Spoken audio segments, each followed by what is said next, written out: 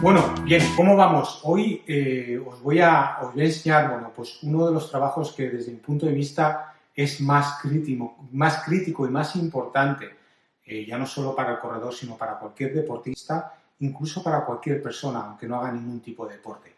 Fijaros, aquí lo que vamos a trabajar va a ser la rotación de columna con la flexión de columna, todo lo que son los oblicuos abdominales, incluso el transverso abdominal.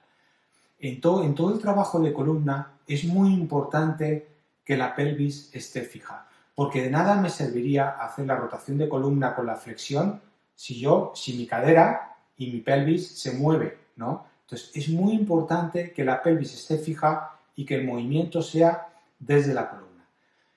La musculatura que trabajamos aquí son los oblicuos abdominales y el transverso, como hemos indicado. Es musculatura que viene desde la parte, que se inserta desde la parte posterior, desde las apófisis transversas, toda la parte cresta ilíaca posterior y viene incluso el transverso, viene a la sínfisis de pubis, ligamento inguinal, incluso toda la línea alba del abdomen, y hasta el ombligo. Entonces, por eso se llama core realmente, porque es una musculatura que viene desde la parte lumbar, de columna, lumbar, y llega hasta la zona abdominal. Entonces, recubre todo lo que es el centro de gravedad del cuerpo.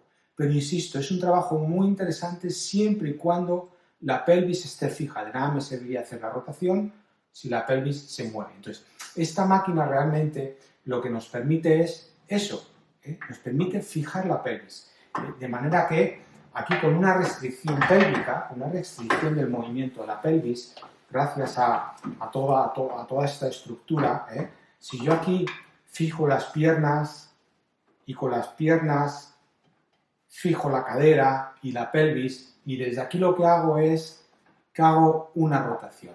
Bien, rotación con la flexión. Entonces, si yo muevo, bien, y empiezo aquí desde este rango, bien, aquí el oblicuo externo y el oblicuo interno son contralaterales, es decir, si un oblicuo mueve en un lado, contrae en un lado, el oblicuo contrario va a contraer en el otro. Entonces, si yo muevo, aquí voy a trabajar el oblicuo externo de un lado y el oblicuo interno del contrario. Bien, yo ahora estoy notando muchísimo el abdomen. Si además meto un punto de flexión de columna, lo noto mucho más, y evidentemente también noto la parte posterior de la columna. ¿Por qué? Porque esa musculatura se inserta por detrás, como hemos dicho, las apófisis transversas a nivel de columna. Bien. Ahora bien, es muy importante que la pelvis esté fija y eso es lo que me permite esta máquina. Esta máquina me permite un trabajo de abdomen con restricción del movimiento de la pelvis. Trabajo el oblicuo de un lado y el oblicuo del lado contrario, el oblicuo externo de un lado y el oblicuo interno del lado contrario. Bien, entonces aquí ahora estaría notando más el lado izquierdo y conforme vuelvo empiezo a notar más el lado derecho. Bien, entonces realmente lo que trabajo es en esta orientación. Bien, el abdomen, contrariamente a lo que se piensa, no es en esta orientación, en el plano sagital. Sí, el recto abdominal sí. Por eso el abdominal clásico se hace en el plano sagital.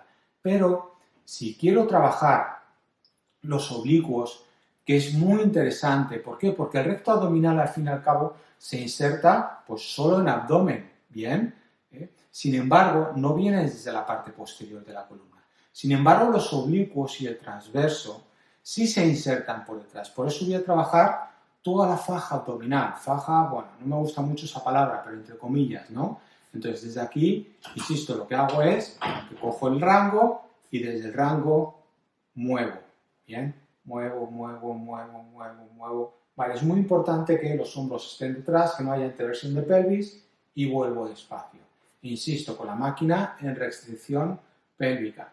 Bien, me vais a decir, bueno, sí, ¿cómo puedo hacer yo eso en casa sin una máquina? Bueno, os voy a poner al final del vídeo va a haber un link a otro vídeo en donde se trabaja el transverso del abdomen sin necesidad de tener esta máquina. Pero es muy importante cuando lo trabajéis que os fijéis que la pelvis esté fija, ¿bien?